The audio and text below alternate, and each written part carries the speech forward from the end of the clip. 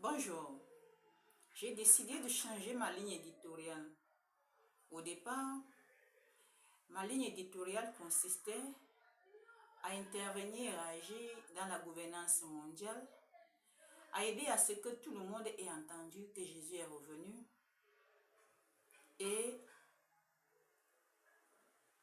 à faire publier mes films dans les différents réseaux sociaux.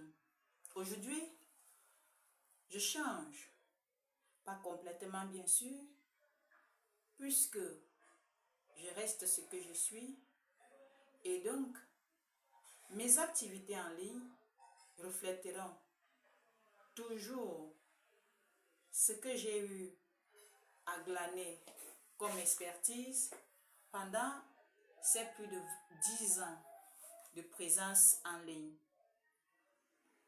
Seulement, je m'en vais entamer un secteur qui se veut névralgique d'après les enquêtes que j'ai eu à mener.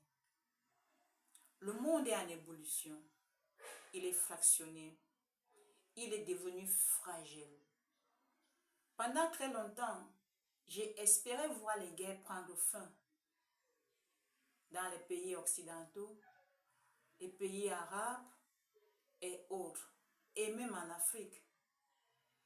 Mais malheureusement, avec les démarches qui sont entreprises, avec le système qui est en vigueur, finalement, le monde est essentiellement en guerre, en conflit et subit des catastrophes de tout genre, des expressions de la colère divine.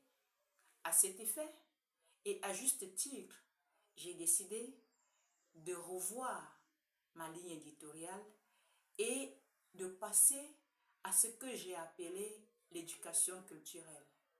Quand je parle de l'éducation culturelle, je ne voudrais pas que vous compreniez les choses comme monsieur tout le monde. Je voudrais que vous me compreniez dans ma logique.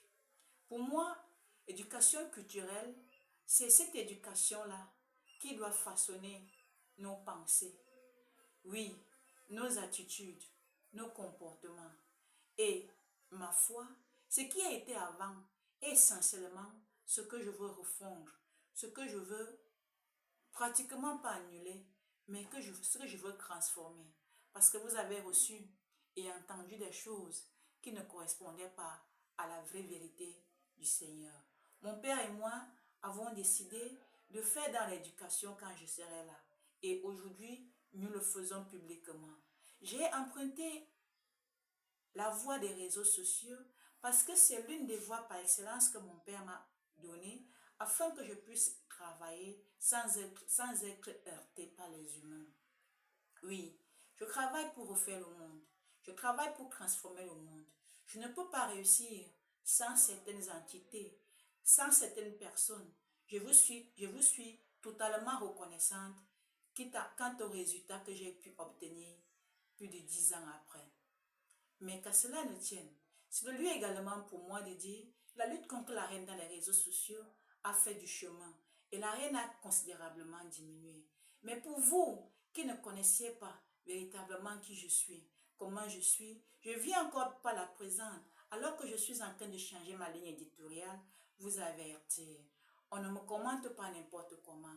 On doit me respecter exactement comme on respecte Dieu.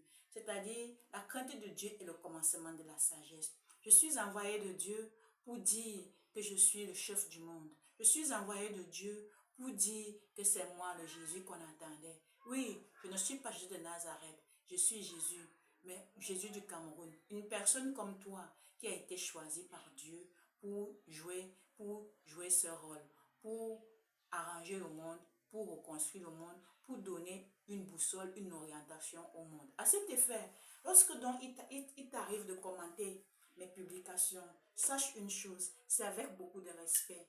Il faut être suffisamment constructif, il faut être suffisamment efficace, il faut être suffisamment averti sur la nécessité de respecter une telle personne. Dieu a laissé les hommes, le sexe masculin, et a choisi une femme, le sexe faible. Vous comprenez que, naturellement, je ne suis pas sauvage. Naturellement, je ne pourrais pas vous agresser. Par contre, j'ai ma parole. J'ai donc mon clavier pour pouvoir arranger le monde par l'art de l'éducation. Je vous parlerai donc souvent pour vous éduquer, que ce soit sous forme de vidéo, que ce soit par écrit, que ce soit sous forme de séances en live, musicaux ou cinématographiques. Je vous parlerai comme d'habitude, mais avec un objectif autre. Mettre l'accent sur l'éducation afin de transformer vos pensées et vos attitudes au quotidien. Je vous appelle donc à m'aider, je vous appelle donc à me soutenir, je vous appelle donc à renforcer, je vous appelle donc à me comprendre, je vous appelle donc à être patient.